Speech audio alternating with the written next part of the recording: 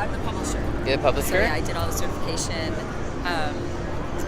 Yeah, we've been involved with it basically since the beginning. And then my husband, Adam Saltsman, did the Demon Tower. Are you familiar with the game? Have you played it? Yeah. Okay, so you know Demon Tower, the dungeon crawler in it? So Yeah. my husband, Adam, was actually the Kickstarter stretch goal. Okay. And he did the programming for Demon Tower. Nice. But yeah, we, Alec, the programmer and composer on the Yeah. game, sorry. No, it's okay. He, after they kickstarted the game, Sony called him like right away, and Alec's been our friend for like a decade, so he called us up. It was like, you know, Scott and Bethany live in Pittsburgh, I live in Winnipeg, and how the heck are we going to maintain this Sony relationship, and like how are we going to pay revenue share for like a decade? Yeah. And, my husband and I run an independent game studio already, and we had published Aquaria for iOS, so we sort of like took it on, and have been like helping out with the team and getting everything put together for like.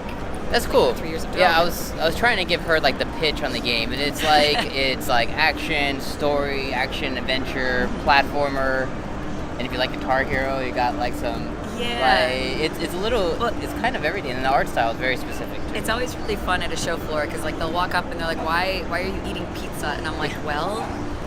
So it's an adventure game. Like, it's got like 150,000 words, so it's just like a really thick book.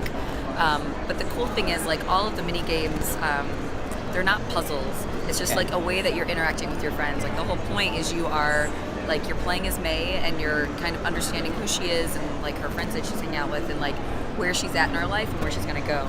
So it's not necessarily a coming of age story, but it does trade a lot on like nostalgia and like what's it like growing up in a small American town. Yeah. And hanging out with your friends, and like when you come home, like your friends have moved on, like where is sort of your place in that dynamic? That makes sense. Yeah, I was watching like the class of '99, and I was like, that's kind of interesting, like that kind of specific aesthetic, like that year. It's just So that Scott's- transition into like the millennium. Yes. You know. So Scott is a year younger than I am. Okay. He's actually Adam's age, so like I think he's like 35. I'm 36. So like I graduated in '99. He graduated in 2000. We were all super into like punk rock right around that time. We were like went to Warped Tour. We were all straight edge. Blink-182, all that stuff. Even more like even more intense. oh man, like real like ska, Real Big Fish. I mean, we're like this is like our home.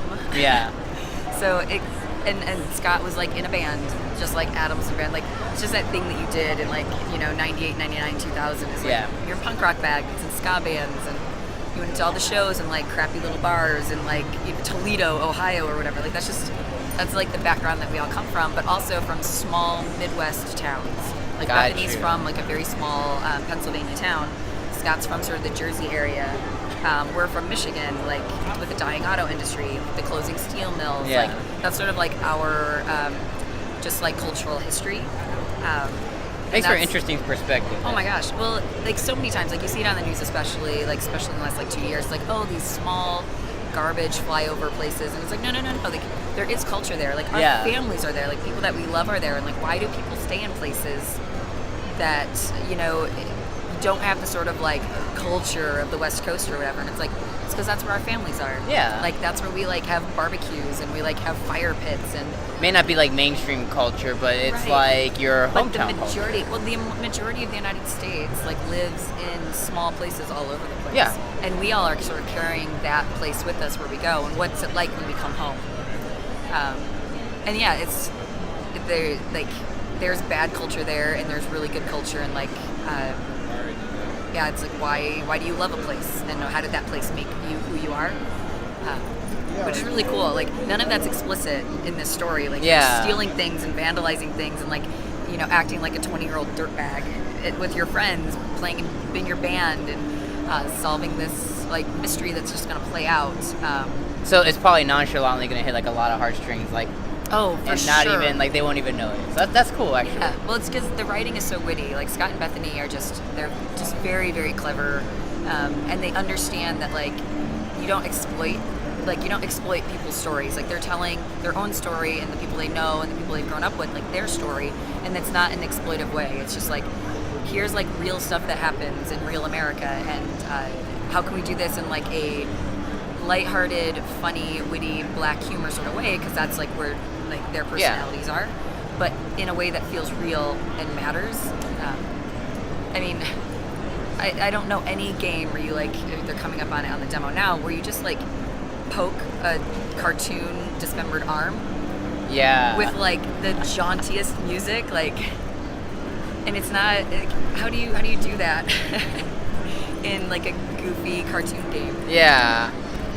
Yeah, it's really cool, and I really like the way like it's delivering the story through like these little fluffy characters. Mm-hmm. So the one question I have for you, so like Mario this year, how when he's like stagnant, how he does like a lot of different things. Are these characters kind of like the same? Like, do they do like little things that you wouldn't, like little quirks, little things that you wouldn't expect? So they do. Not necessarily when you leave them sitting for a long time. Like May's ears twitch, her eyes roll, her arms wave, and a lot of that is actually triggered in a very weird way. We had to build like a text engine to run the game because all the ones in existence didn't really work. And all of Scott's animations are sort of triggered in the text with like weird inline emoji, which is making it very difficult to translate. Because we could actually break a lot of animation just based on our files. But there's like just hundreds of animations that like show the emotion of everybody, like the blinking, the ear, like her mouth movements, the whiskers.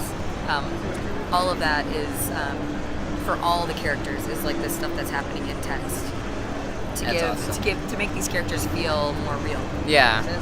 And it gives you like an attachment to them too. Like as like a player, you kind of get like semi-attached to like specific people or specific characters. Well, since the game has been out, and this is like since releasing, it's really fun to attend shows because people will come up and they'll tell you like, this is what it was like the first time I played this, and when I played it again, and like those stories are so amazing. And when we have cosplayers come by, it's so amazing. But one of my favorite questions to ask is like, well, like, who's your favorite? Because every character's personality is slightly different. Yeah. Like for me, it's B. Like B is like she's like the goth chick in high school, but like the really smart one who just didn't get out because of like the poverty of her family. And like there's so much of B and so many of us. But then like, you know, it's really fun talking to like, man, I'm totally Greg. Like, yeah, I'm May, and I'm like, ooh. Yeah, I feel you there. And then when we get an Angus coming through, I'm just like, everyone loves Angus. He's just beautiful. Every once in a while, like, some people don't find Germ just because he's sort of like kind of on the edge of the game a lot. So we don't actually move far enough over. But Germ is weird. He says the strangest stuff, and every once in a while we get something like, man, I love Germ. I wish I had a Germ in my life. Like, I was like, Germ is weird. Awesome and weird.